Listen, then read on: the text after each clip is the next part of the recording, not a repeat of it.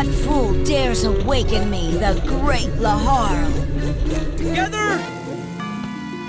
Hey, what's up everyone? Disgaea 1 Complete has come out a couple weeks ago, and there will probably be new players getting introduced into the series with it.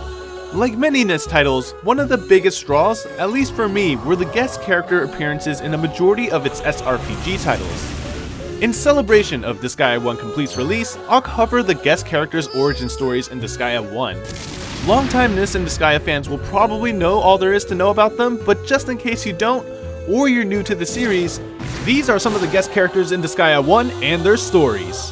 Oh, and obviously spoilers everywhere. In the name of the Maiden of Light, I ask you, Goddess Parchment, burn his sins away with the flames of your judgment. Priere, previously spelled without an E at the end, is the main protagonist of La Pucelle Tactics, originally released on the PS2, and later re-released on the PSP, adding further backstory and more endings. Priere's goal in the game is to become the Maiden of Light, a person who will fight off the Prince of Darkness and restore balance to the world. So how did she become an overlord of the Netherworld in Disgaea 1? This is a reference to one of the extra cutscenes in La Pucelle, unlocked after defeating 20 demon lords in the Dark World, which is the same thing as the Netherworld. Once she defeats 20 demon lords, she is greeted by a group of demons who crown her Demon Overlord. This is what Etna references when she tells Laharl that no demon that fought her has lived to tell the tale. Her brother Colette ends the scene by saying she became a legend that ruled over all demons as Demon Overlord Priere. Her appearance also changes at the end of the cutscene. We can see her gain horns and demonic wings, which matches the appearance of her Disgaea sprite. And that's how she became an overlord. But did you know there are also a bunch of references to La Pucelle when we look at the alternate netherworld and even Priere's skill set? The background of the alternate netherworld at the Dimension Gate shows a tree on top of a hill, which has a strong resemblance to a scene in which Priere goes into Croy's heart, another protagonist in the series. The Hall of Sin also has a similar feel to the Dark World in La Pucelle. Priere's Requiem Aeternam also references miracles in La Pucelle, which kind of functions like geopanels, but instead of the null block exploding, an entity will be called instead. In Disgaea, Priere calls on herself.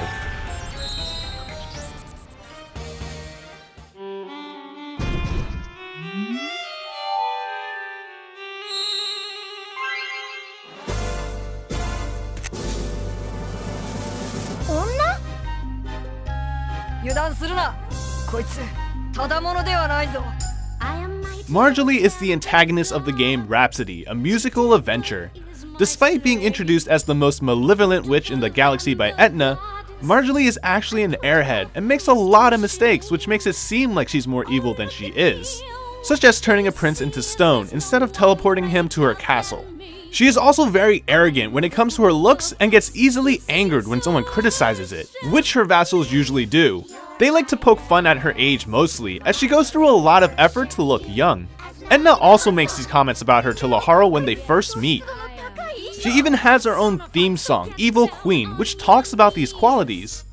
And if you're ever graced by my beauty, you'll thank your lucky stars.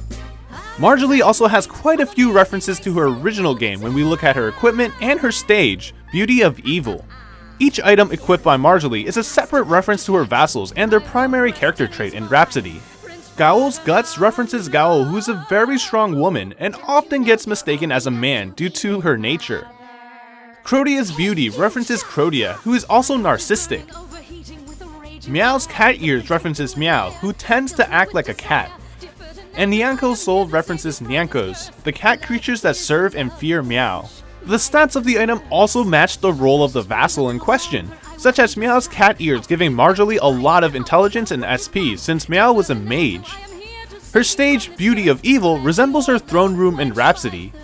We can see the long purple carpet with the M logo in the middle, with a throne on top of a step. The only thing that's missing is the two statues of her, but we can see the golden pedestal that held up those statues are still there.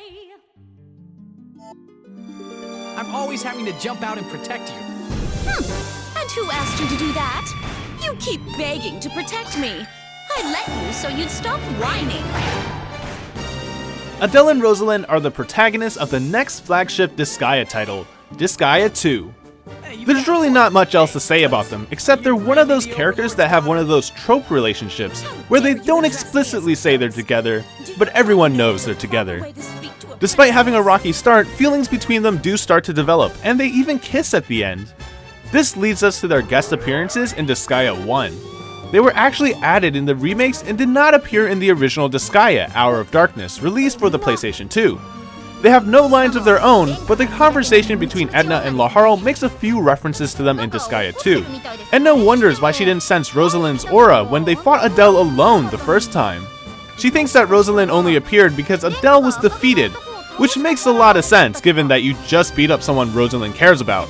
Edna concludes the conversation by suggesting that Adell and Rozalin might be the next main characters, in which Laharl refutes because that position belongs to him, obviously. Well, Laharl, I have a big surprise for you. In terms of the actual character and abilities, there are just a few basic obvious things. Adell keeps his Demon Hunter class and 2 skills from Disgaea 2, Soaring Fire and Vulcan Blaze, while Rozalin retained Rose Liberation and Rose Thorns, but has a new class, Princess.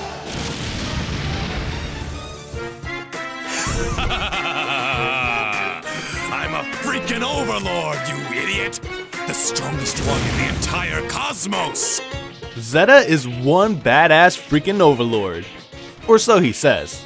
His first debut was in the game Makai Kingdoms for the PlayStation 2, in which he is the main character.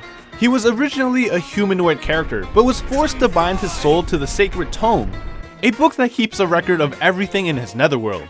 When he read that the book called him stupid, well, he got mad and burnt it to a crisp, thus dooming his netherworld to destruction. Because of his foolish actions, he was forced to bind his soul into the book, and that's where we are today, and why he looks like a book. Like the other guest characters, Zetta's design in Disgaea contains many references to Makai Kingdom. He loves to mention how badass he is. I was the most badass overlord in the universe, for Magog's sake. That kind of becomes his slogan. Disgaea calls this out by making it his class. Despite being such a badass, he can't actually do anything himself since he's a book without arms or legs. In combat, he has to summon someone to help him fight and remain stationary the whole time. Obviously, this wouldn't work in Disgaea, or else he would block the portal, so they gave him a move of 1. How nice of them. After defeating Zetta, we hear a few lines of dialogues from Pram, another overlord from Zetta's story universe. We know it's her because she refers to Zetta as her toy, which matches her manipulative and cunning personality, and because of the fact she likes to make others her playthings. I am Asagi, the game where I'm the main character. You stole it! Asagi up until this point has always been a minor recurring character in NIS titles. She first appeared as a bonus character in Makai Kingdom after you write the wish, "I want preview of future releases" in the Sacred Tome. During the cutscene, Asagi tells the player to come back soon for the next game where she is the main character. This is in reference to Makai Wars, which was announced for the PSP at E3 in 2004. After some time of silence, the game was pushed back to 2005. At the 2005 Tokyo Game Show, it was revealed that the game would now be released for the PS3. But like the previous E3 announcement, there was no additional news about the game, causing people to think the game was cancelled.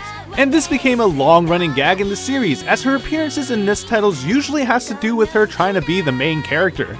That is until earlier this year, when Makai Wars was released for mobile in Japan as Disgaea's gacha game, in which Asagi gets to finally become the main character. In Disgaea 1 Complete, we can see the build required to unlock her is called "I Want a Main Character," which is a reference to all of this. Alright, so these are the guest characters in Disgaea I wanted to go over, and their origin stories.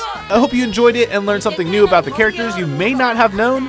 If there is anything you want to add, feel free to leave a comment down below. Thank you guys for watching, and I'll see you next time.